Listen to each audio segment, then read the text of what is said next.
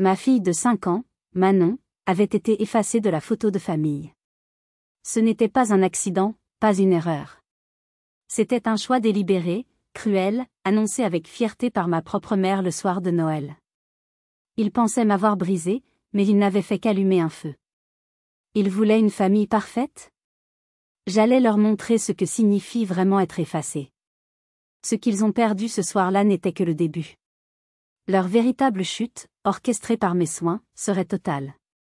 Avant de plonger dans les détails de cette nuit qui a tout changé, j'aimerais savoir d'où vous m'écoutez. Quelle ville, quel pays? Quelle heure est-il chez vous en ce moment? Laissez-moi un petit mot dans les commentaires, j'adore voir jusqu'où mes histoires voyagent. Maintenant, rembobinons. Tout a commencé bien avant la nuit de Noël. Le véritable point de départ, la première fissure dans la façade, a eu lieu un samedi après-midi brumeux de fin novembre. Ma mère, Geneviève, avait décrété que cette année, la traditionnelle carte de vœux de la famille serait professionnelle. Fini les selfies approximatifs. Elle avait réservé un studio photo réputé dans le Vieux-Lyon, une de ces adresses chics avec des murs en pierre apparente et des éclairages intimidants. Le coût, elle n'avait pas manqué de le souligner à plusieurs reprises au téléphone, était de 500 €.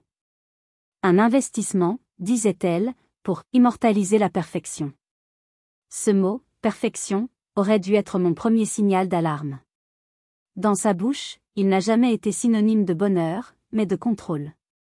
Dès notre arrivée, la tension était palpable.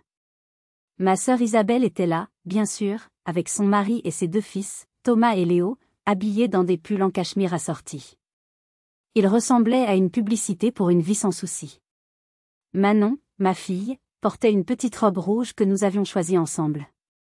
Elle était si fière. Mais le premier regard de ma mère fut pour cette robe. Un peu, vif, non, Élodie? Ça va attirer toute l'attention sur elle. Je lui ai répondu que c'était une couleur joyeuse, une couleur de fête. Elle a haussé un sourcil, et la discussion était close. La séance a été un cauchemar orchestré par Geneviève. Elle se comportait non pas comme une grand-mère, mais comme un dictateur sur un plateau de tournage. Elle a repris le photographe sur l'angle de la lumière, a déplacé un vase de 3 cm sur la gauche, et a réarrangé les membres de la famille comme des pièces sur un échiquier. Isabelle, ici. Les garçons, devant. Élodie, mets-toi un peu en retrait, ton pull sombre aminci. Chaque mot était une micro-agression. Puis vint le tour de Manon. Ma fille, de nature timide, était intimidée par les flashs et l'agitation. Elle se tortillait sur le petit tabouret où on l'avait placée.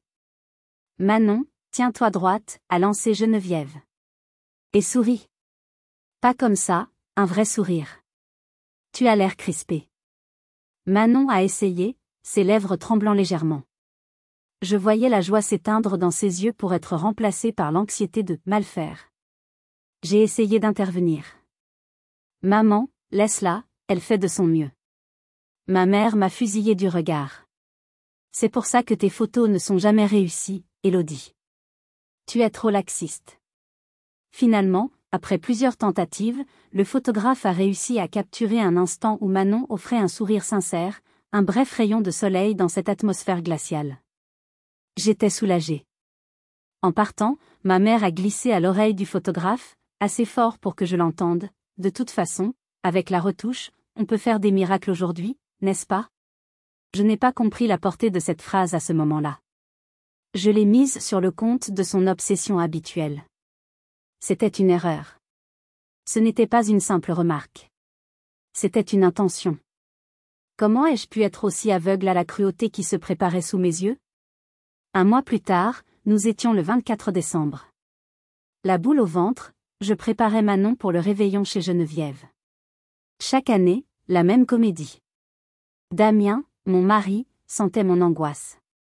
On n'est pas obligé d'y aller, tu sais, m'a-t-il dit doucement en posant ses mains sur mes épaules. On peut rester tous les 3. On se commande des sushis, on regarde un film de Noël. On sera heureux. Son offre était une bouée de sauvetage, et une partie de moi voulait s'y accrocher de toutes ses forces. Mais une autre partie, celle qui avait été conditionnée pendant 35 ans, résistait. La culpabilité.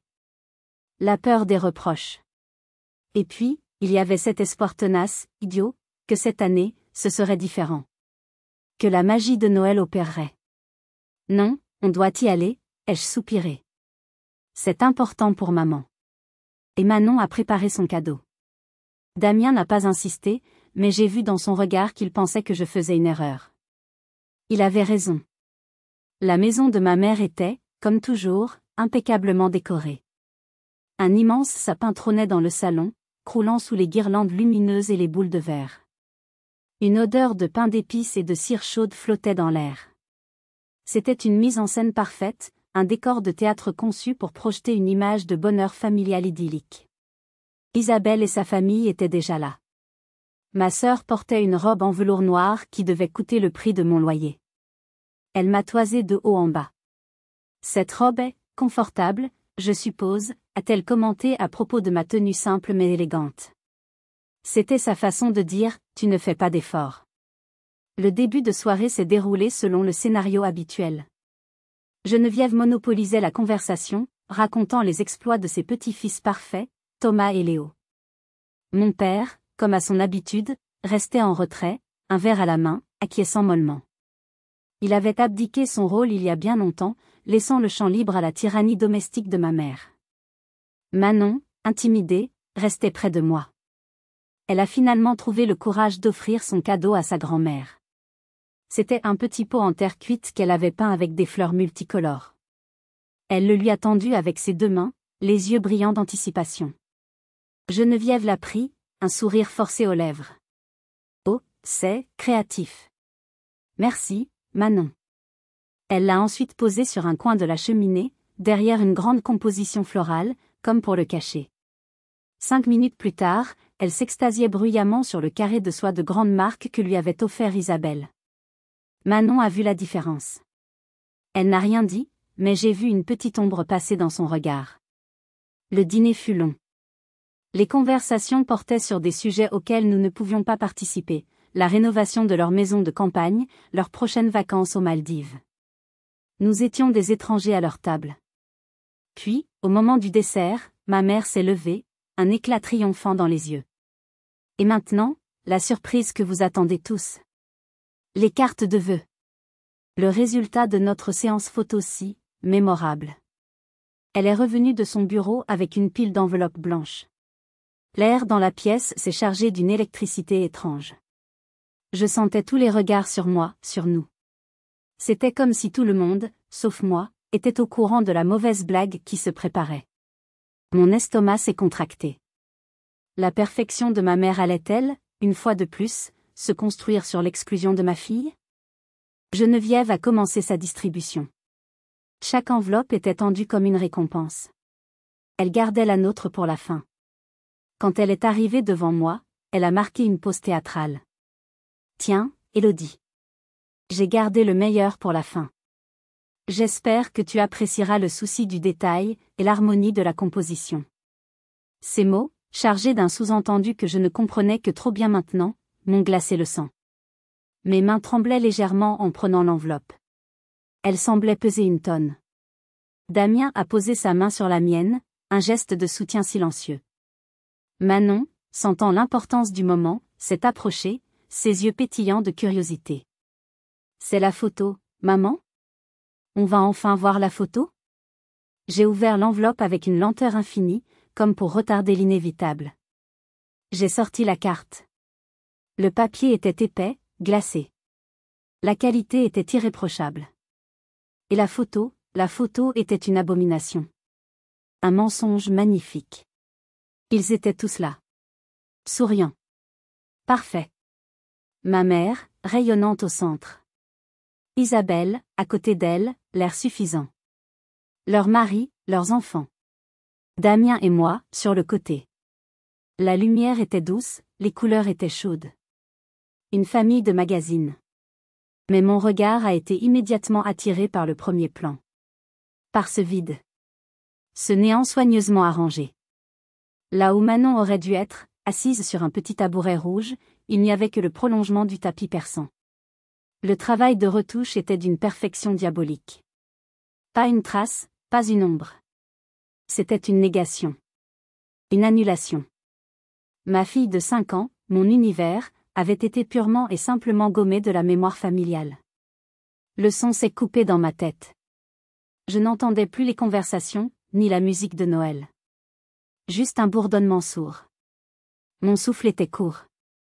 J'ai regardé ma mère. Elle me souriait. Un sourire fin, cruel, victorieux. Elle attendait ma réaction.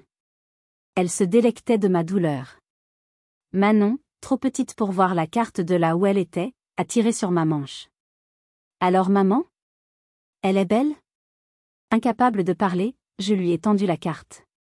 Son visage s'est illuminé, puis s'est figé. J'ai vu ses petits yeux parcourir la photo, cherchant son propre visage. Une fois. 2 fois. La confusion a remplacé la joie. Puis, une lueur de panique. Ses lèvres se sont mises à trembler. Elle a levé vers moi un regard rempli d'une incompréhension si profonde qu'elle m'a physiquement fait mal. Maman, a-t-elle chuchoté, sa voix se brisant. Où je suis? Pourquoi je ne suis pas là? Et puis elle a fondu en larmes. Pas des pleurs de caprice. Des sanglots déchirants, venus du plus profond de son petit être, des sanglots de rejet et d'injustice. Elle s'est accrochée à moi, son petit corps secoué de spasmes, répétant en boucle la même question terrible, « J'ai fait quelque chose de mal? Dis-moi, maman, j'ai fait quelque chose de mal ?» Chaque mot était un poignard dans mon cœur. Je la serrais contre moi, essayant de la protéger d'une blessure déjà infligée. J'ai levé les yeux. Tout le monde nous regardait. Le spectacle était total. Et le pire était encore à venir. Comment une famille peut-elle infliger une telle blessure psychologique à un enfant, et pire encore, s'en vanter? C'est ce que j'allais découvrir. Face à la détresse absolue de Manon, le silence qui s'est abattu sur le salon n'était pas celui de la compassion. C'était un silence de spectateurs, un silence d'attente. Ils attendaient de voir comment j'allais gérer la crise, comment j'allais minimiser les dégâts pour ne pas gâcher leur précieuse soirée. Ce fut Isabelle, bien sûr, qui parla la première. Sa voix était pleine d'une fausse pitié, une arme qu'elle maîtrisait à la perfection. « Oh là là, Élodie. Elle est vraiment très sensible, ta fille. Ce n'est qu'une photo, après tout. Ce n'est qu'une photo, ai-je répété, ma voix un murmure rauque. J'ai levé la tête, mes yeux lançant des éclairs. Tu as une idée de ce que vous venez de faire? Ma mère a alors décidé d'intervenir, non pas pour calmer les choses, mais pour porter le coup de grâce. Elle s'est approchée, a pris une coupe de champagne sur un plateau qui passait. Elle a bu une gorgée avant de parler, comme pour souligner son détachement. Élodie, il faut que tu arrêtes de tout dramatiser. J'ai payé 500 € pour avoir un souvenir parfait de ma famille. La vérité, c'est que Manon, avec ses grimaces et son agitation, gâchait la composition. La photo est objectivement plus réussie sans elle. C'est une question d'esthétique, tout simplement. Esthétique, a explosé Damien à côté de moi, sa colère brisant enfin ses chaînes. Vous parlez d'un enfant de 5 ans comme d'un meuble mal placé. Vous avez perdu la tête? Geneviève a à peine daigné lui accorder un regard. Cher Damien, ceci est une affaire de famille. Et dans cette famille, nous valorisons l'excellence. Puis, elle a commis l'irréparable. Elle s'est penchée vers Manon, qui pleurait toujours dans mes bras, et a dit d'un ton sec, « C'est fini, maintenant, ce caprice? Tu es en train de mettre tout le monde mal à l'aise. » C'était trop. La cruauté délibérée, le mépris total pour la douleur de son propre petit enfant. C'était inhumain. Isabelle, voyant ma mère prendre le contrôle, a souri triomphalement. Maman a raison. On ne peut pas toujours s'adapter aux sensibilités de chacun. Parfois, il faut faire des choix pour le bien du groupe. Le bien du groupe. Leur petit club exclusif de perfection narcissique. J'ai balayé la pièce du regard. Mon père, qui s'était discrètement servi un autre verre de whisky. Ma tante Caroline, qui fixait ses chaussures avec un air coupable. Mes oncles, mes cousins, tous détournant les yeux, soudainement fascinés par les motifs du tapis ou les lumières du sapin. Pas un mot. Pas un geste de soutien. Leur silence n'était pas neutre. C'était une approbation. Ils choisissaient le camp des bourreaux pour préserver leur confort, pour ne pas faire de vagues. Ils étaient tous complices. Avant de vous raconter la décision que j'ai prise, la phrase que j'ai prononcée et qui a tout changé, je veux vous poser une question. Si c'était vous, à ma place, qu'auriez-vous fait à ce moment précis? Quelle aurait été votre réaction face à cette coalition de cruauté et de lâcheté? Laissez-moi un commentaire, car je me suis souvent demandé si une autre voie était possible. Moi, à cet instant, j'ai compris une chose fondamentale. Je n'étais pas seulement en colère contre ma mère et ma sœur. J'étais en colère contre tous. Et ma réponse ne devait pas seulement s'adresser aux coupables, mais aussi aux témoins silencieux. Ils avaient assisté à une exécution. Ils allaient maintenant devoir assister aux conséquences. Une force insoupçonnée a déferlé en moi. Ce n'était plus de la tristesse, mais une certitude froide et tranchante. J'ai cessé de trembler. Mon corps est devenu rigide, une armure autour de mon cœur brisé et de celui de ma fille. Je me suis levée, Manon solidement ancrée contre ma hanche. J'ai fait face à ma mère. Nos regards se sont croisés. Dans le sien, je n'ai vu aucune trace de remords, seulement de l'agacement face à ma résistance. Tu as raison, maman, ai-je dit, et le calme de ma propre voix m'a surprise. C'est une question d'esthétique. Et d'harmonie. J'ai marqué une pause, laissant le poids de mes mots s'installer. Je comprends enfin les règles de cette famille. Merci pour cette clarification. Puis, je me suis tournée vers l'assemblée silencieuse. Et merci à vous tous pour votre soutien. Le sarcasme était glacial. Sans un autre regard en arrière, je me suis dirigée vers la porte d'entrée. Damien a immédiatement emboîté le pas, récupérant nos affaires en un éclair. Sur la table basse, j'ai délicatement reposé la carte de vœux. Pas comme un objet abandonné, mais comme une pièce à conviction laissée sur une scène de crime. Nous sommes sortis dans la nuit piquante. L'air froid a frappé mon visage et m'a semblé pur, nettoyant. La porte s'est refermée derrière nous, étouffant les murmures qui reprenaient déjà, la tentative de retour à une normalité souillée. Le trajet du retour s'est fait dans un silence presque total. Manon, épuisée par les larmes, s'est endormie dans son siège auto, sa petite main serrant encore un PAN de ma robe. Chaque feu rouge, chaque lampadaire qui éclairait son visage endormi ravivait la flamme de ma fureur. Damien n'a pas essayé de me parler. Il savait que j'avais besoin de cet espace, de ce silence pour traiter le traumatisme, pour laisser la décision mûrir. Arrivé à la maison, notre petit appartement nous a semblé un havre de paix, un sanctuaire loin de la toxicité que nous venions de fuir. J'ai porté Manon jusqu'à son lit, les déshabillé doucement et les glisser sous la couette. J'ai veillé sur elle un long moment, regardant sa poitrine se soulever et s'abaisser au rythme de sa respiration. Et là, dans le silence de sa chambre, j'ai fait un serment. Je me suis juré que plus jamais je ne laisserai personne lui faire du mal. Plus jamais je ne l'exposerai à cette cruauté. Et plus jamais je ne me tairai. La Élodie qui espérait, qui pardonnait, qui cherchait l'approbation, était morte ce soir dans le salon de sa mère. Une autre Élodie était en train de naître. Une lionne. Quand je suis retournée dans le salon, Damien m'attendait. Il m'a prise dans ses bras et m'a juste tenue serrée.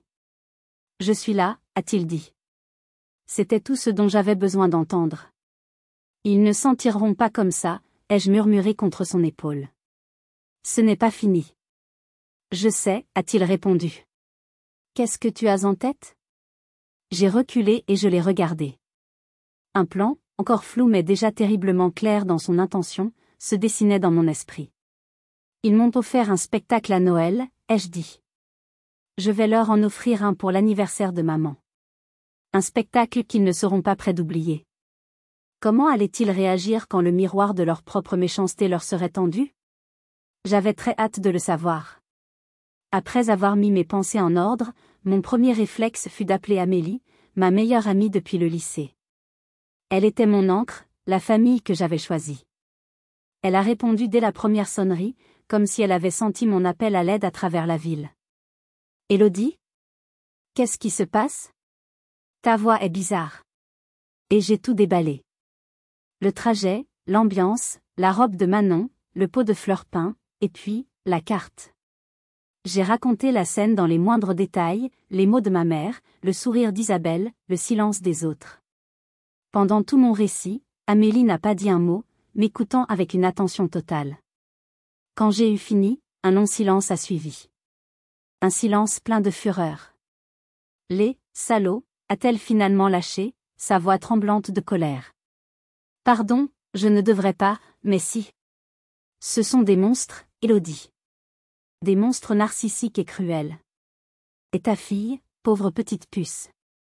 Comment va-t-elle? Elle dort, ai-je répondu, la gorge nouée. Mais je ne sais pas comment cette image va l'affecter à long terme. Se voir, nier. C'est d'une violence psychologique inouïe. Il faut que tu coupes les ponts, a-t-elle dit fermement. Définitivement. Tu ne peux plus retourner dans cet environnement toxique. Couper les ponts ne suffit pas, ai-je rétorqué, et elle aperçut la nouvelle dureté dans ma voix. Ce serait leur donner raison. Ce serait fuir. Non. Cette fois, je ne fuis pas. Je réponds. Qu'est-ce que tu veux dire, a-t-elle demandé, intriguée. Ils ont utilisé un événement public, Noël, pour m'humilier. Ils ont utilisé une image pour blesser ma fille. Je vais utiliser leurs propres armes contre eux. Je vais utiliser un événement public. Et je vais utiliser des images. Amélie a immédiatement compris. Les 70 ans de ta mère, a-t-elle soufflé. Fin janvier. Elle prépare une fête énorme. C'est l'événement social de l'année pour elle. Exactement, ai-je confirmé. C'est la scène parfaite. Elle veut être le centre de l'attention? Elle va l'être. D'une manière qu'elle n'imagine même pas. J'adore ça, a dit Amélie, sa voix retrouvant de l'énergie. C'est brillant. Et terriblement juste. Qu'est-ce que tu comptes faire exactement? Je lui ai exposé les grandes lignes de mon plan. L'idée de l'album photo inversé, de la version corrigée de leur histoire. Amélie m'écoutait, ponctuant mes phrases de « oui », de « parfait ». Elle n'était pas seulement une oreille attentive, elle était une alliée, un cerveau de plus pour affiner la stratégie. Il ne faut pas que ce soit juste pour ta mère et ta sœur, a-t-elle ajouté. Il faut que ça touche aussi les autres. Les silencieux. Ceux qui ont regardé ailleurs. Il faut que chacun reçoive un petit éclat de miroir. Cette idée a fait tilt. Elle avait raison. La lâcheté collective méritait aussi une réponse. Le plan venait de prendre une nouvelle dimension. Ce ne serait pas une simple confrontation entre moi et ma mère. Ce serait un procès. Le procès de tout un système familial dysfonctionnel. Nous avons parlé pendant plus d'1 heure, brainstormant, affinant les détails. Quand j'ai raccroché, je n'étais plus seule. J'avais une armée derrière moi, même si elle ne comptait que 2 personnes, mon mari et ma meilleure amie. Mais leur soutien valait de l'or. Damien, qui avait écouté une partie de la conversation, est venu s'asseoir à côté de moi. Alors, c'est décidé, a-t-il demandé. C'est décidé, ai-je affirmé. Je vais entrer en guerre. Alors je suis ton soldat, a-t-il répondu simplement. Cette nuit-là, pour la première fois depuis des années, je ne me sentais plus comme une victime dans l'histoire de ma famille. Je devenais l'auteur du prochain chapitre. Et j'allais m'assurer que la fin soit mémorable. Dès le lendemain, mon appartement s'est transformé en un sanctuaire de mémoire et un laboratoire de vengeance. La première étape de mon plan consistait à rassembler la matière première, les preuves visuelles de notre histoire familiale. Je suis montée au grenier, un endroit que j'évitais habituellement, rempli de poussière et de souvenirs que j'avais préféré enfouir. J'ai ouvert de vieilles malles en carton, libérant une odeur de papier jauni et de naphtaline. À l'intérieur, des décennies de vie de famille, classées avec la rigueur maniaque de ma mère. Il y avait des albums pour chaque année, chaque événement. Feuilleter ces pages était une épreuve. Chaque photo était une petite blessure. Je me revoyais, petite fille, regardant ma mère avec adoration, un regard qui n'était que rarement réciproque. Je voyais Isabelle, toujours au premier plan, toujours parfaitement habillée, recevant les sourires les plus éclatants. Je voyais des photos de moi à mes remises de diplôme, des réussites que ma mère avait toujours minimisées par rapport à celles, plus prestigieuses, de ma sœur. Je n'étais pas seulement en train de regarder des photos. Je menais une enquête sur ma propre vie, cherchant des indices de la toxicité qui avaient toujours été là, mais que j'avais refusé de voir. C'était épuisant. Plusieurs fois, j'ai dû m'arrêter, submergée par le chagrin. Le chagrin pour la petite fille que j'avais été, qui n'avait jamais été assez bien. Mais la colère était un moteur puissant. Je n'étais plus cette petite fille. J'étais une mère. Et chaque photo où je voyais mon propre manque d'importance aux yeux de ma mère renforçait ma détermination à ce que Manon ne vive jamais la même chose. J'ai sélectionné les photos avec un soin chirurgical. Je ne prenais pas n'importe lesquelles. Je choisissais les trophées. Les moments que ma mère et ma sœur brandissaient comme des étendards de leur réussite. La photo du mariage de mes parents, le summum de l'engagement, la fondation de leur dynastie. La photo d'Isabelle le jour de son baccalauréat, mention très bien, la preuve de son intelligence supérieure. La photo de la famille réunie pour les 50 ans de mon père, un symbole de leur unité de façade. Et des dizaines d'autres. Chaque photo était une brique dans le mur de leur arrogance. J'allais les démolir, brique par brique. Après le grenier, je me suis attaqué au disque dur. Là, c'étaient les souvenirs plus récents. Les photos numériques, plus faciles à manipuler, mais tout aussi chargées d'histoire. J'ai retrouvé toutes les photos des Noëls passés, des anniversaires. J'ai créé des dossiers sur mon ordinateur, les nommant avec une précision clinique. Preuve A, mariage, preuve B, diplôme Isabelle, preuve C, complicité tante Caroline. Ce processus a duré plusieurs jours. C'était une immersion totale et douloureuse dans le passé. Damien s'inquiétait pour moi. Il me montait des tasses de thé, s'assurait que je mangeais.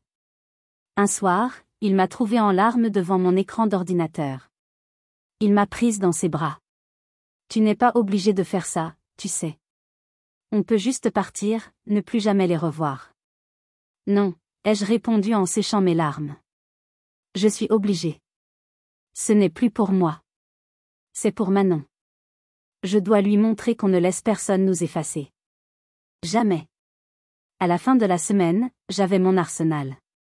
Des centaines de photos numérisées, triées, prêtes à être transformées. La matière première était là. Il était maintenant temps de passer à l'étape suivante, la création. L'heure de l'artiste était venue. Quel genre d'œuvre d'art macabre pouvais-je bien créer avec les fragments de mon passé brisé ? Avec mes archives de douleur numérisées, la phase créative de l'opération a commencé. Ce n'était pas un simple travail de retouche photo, c'était un acte de réécriture symbolique. Mon premier appel fut pour le graphiste dont Amélie m'avait parlé. Son nom était Léo. Sa voix au téléphone était jeune et dynamique.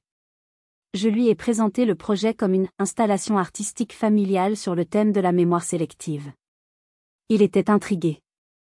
Envoyez-moi quelques exemples et un cahier des charges précis, m'a-t-il dit. Je lui ai envoyé la photo du mariage de mes parents avec une seule instruction, effacer la mariée.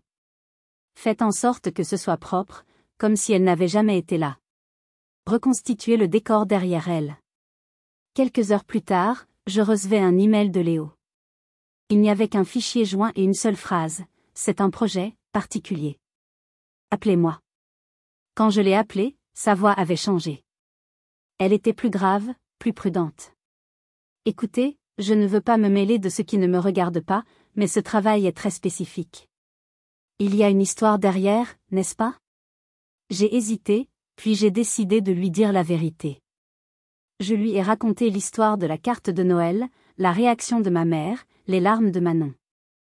Il y a eu un long silence à l'autre bout du fil. Ma mère est aussi une grande narcissique, a-t-il finalement dit, sa voix pleine d'une compréhension soudaine. Je comprends. Je comprends parfaitement. Comptez sur moi. Et pour le tarif, on s'arrangera. Considérez ça comme une thérapie par procuration. Léo est devenu mon allié inattendu. Il n'était plus un simple prestataire, il était un complice artistique. Nous avons travaillé en étroite collaboration pendant les semaines qui ont suivi. Je lui envoyais les photos avec des instructions détaillées. Il me renvoyait des versions modifiées, des chefs-d'œuvre de négation numérique. Voir ces images transformées était une expérience étrange. C'était à la fois choquant et incroyablement libérateur. voir ma mère disparaître de son propre mariage, voir ma sœur s'évaporer de ses moments de gloire. C'était comme si je reprenais le contrôle du récit familial, comme si je pouvais enfin corriger les injustices par la magie du numérique. Pendant que Léo travaillait sur les retouches, je m'occupais du support physique. J'ai commandé en ligne une immense toile vierge de 2 mètres de haut, destinée à devenir l'arbre généalogique, corrigé. J'ai acheté une douzaine de cadres photos numériques.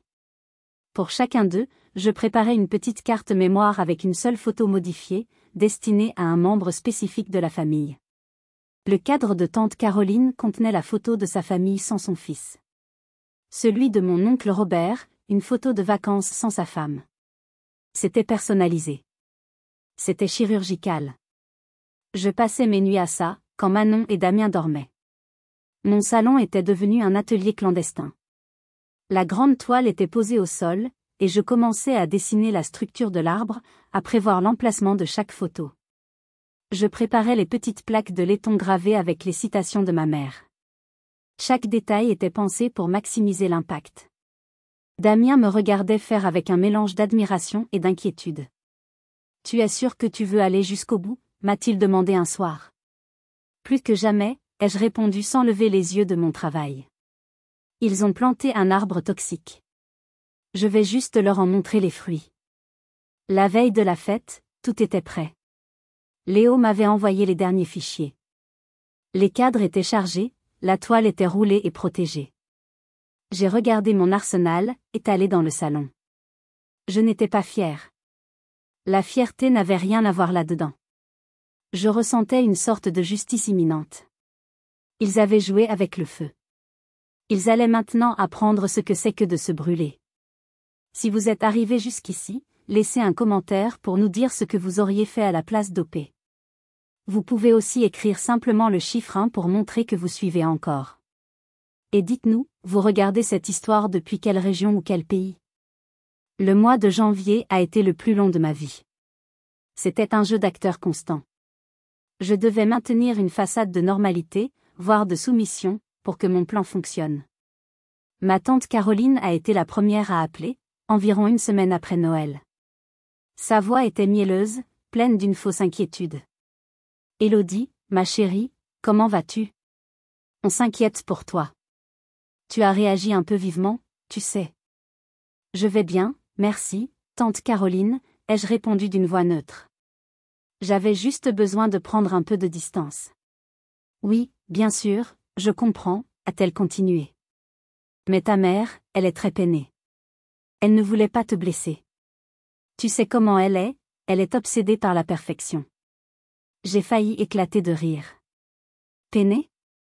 Ma mère n'était pas peinée, elle était furieuse que j'ai osé défier son autorité. Ma tante n'était pas une médiatrice, elle était un singe volant, un émissaire envoyé par la reine narcissique pour me ramener dans le giron. Je comprends, me suis-je contentée de dire. Puis ce fut le tour d'Isabelle. Elle a choisi le SMS. Des messages passifs-agressifs. J'espère que tu as fini ton caprice. Maman prépare son anniversaire et ton comportement jette un froid sur toute la famille. Ou encore, il faudrait peut-être penser à présenter des excuses pour avoir gâché le réveillon de tout le monde. L'inversion de la culpabilité était totale, textbook. Je ne répondais pas, ou alors par des phrases courtes et vagues. Chaque message de sa part ne faisait que renforcer ma résolution. Enfin, l'appel que j'attendais est arrivé. C'était Isabelle, une semaine avant la fête. Sa voix avait changé. Elle était redevenue mielleuse, stratégique. « Allô, Élodie? Je t'appelle pour l'anniversaire de maman. C'est samedi prochain. On fait une grande fête, tu sais à quel point c'est important pour elle. Elle adorerait que vous soyez là. Toi, Damien, et la petite. » Elle a prononcé « la petite » avec une hésitation qui trahissait son mépris. J'ai pris une profonde inspiration, me glissant dans mon rôle. « Oh, Isabelle. Merci d'appeler. J'attendais ton coup de fil. »« Vraiment ?» a-t-elle demandé, surprise et flattée. « Oui. J'ai beaucoup réfléchi.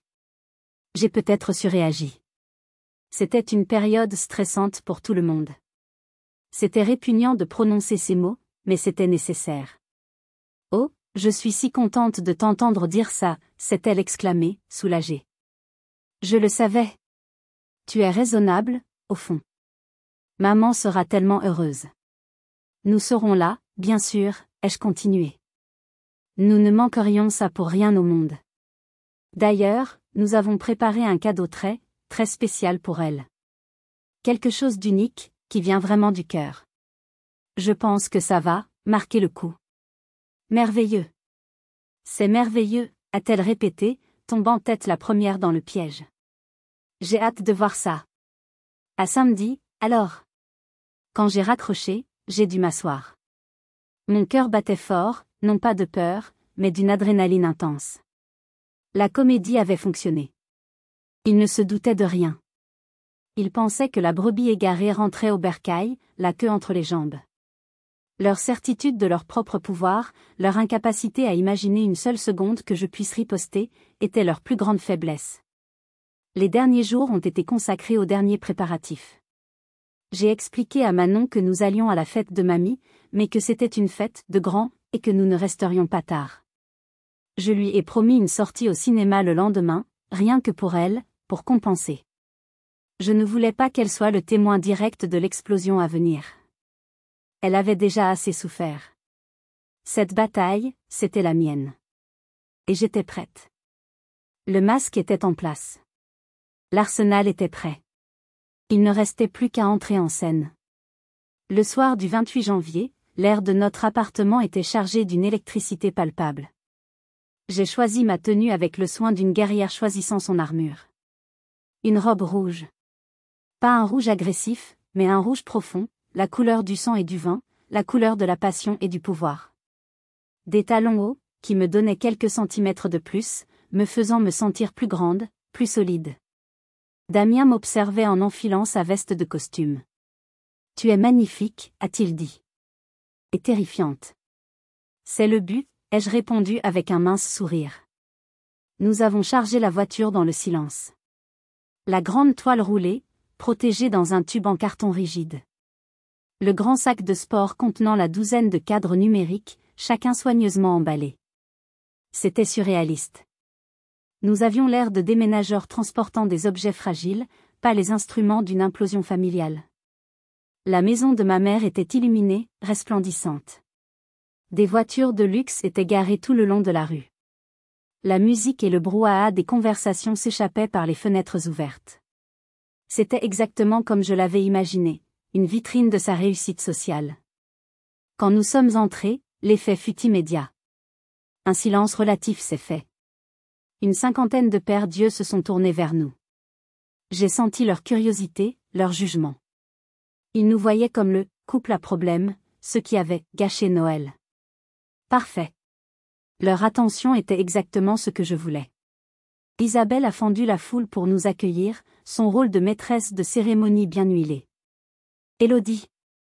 Damien. Vous êtes venus. Entrez, entrez. Son sourire était large, mais n'atteignait pas ses yeux. Puis ma mère est apparue, telle une reine saluant ses sujets. Elle portait une robe argentée qui scintillait sous les lumières. Elle m'a prise dans ses bras, une étreinte rigide et froide. Ma chérie, a-t-elle murmuré à mon oreille. Je suis si contente que tu aies retrouvé la raison. Bon anniversaire, maman, lui ai-je répondu avec une douceur étudiée. Nous t'avons apporté ton cadeau. C'est un peu encombrant. Son regard s'est illuminé en voyant la taille de nos paquets. Dans son esprit, grand signifiait cher. Mettez ça près de la cheminée. On ouvrira tout ça après mon discours. Pendant l'heure qui a suivi, nous avons navigué dans ce champ de mines sociales. Nous avons accepté des coupes de champagne, échangé des banalités avec des gens qui nous dévisageaient. J'ai croisé le regard de ma tante Caroline, qui a immédiatement regardé ailleurs. J'ai senti le poids de leur jugement collectif. Ils pensaient tous la même chose, que j'étais revenue m'excuser, que l'ordre était rétabli. Puis, le moment du discours est arrivé. Mon beau-père a loué les qualités de sa femme. Puis Geneviève a pris la parole, remerciant tout le monde d'être là pour célébrer cette étape importante. Elle a parlé de l'importance de la famille, de l'unité, des souvenirs que l'on construit ensemble. L'ironie était si épaisse qu'elle en était presque palpable. Et maintenant, a-t-elle conclu avec un rire excité, passons aux choses sérieuses. Les cadeaux. Un cercle s'est formé autour d'elle. Elle a déballé quelques cadeaux avec des « ou » et des « a » de circonstance. Puis, son regard s'est posé sur notre immense toile. Celui-là, je le garde pour la fin. C'est le plus intrigant. Mon cœur a commencé à battre un peu plus vite.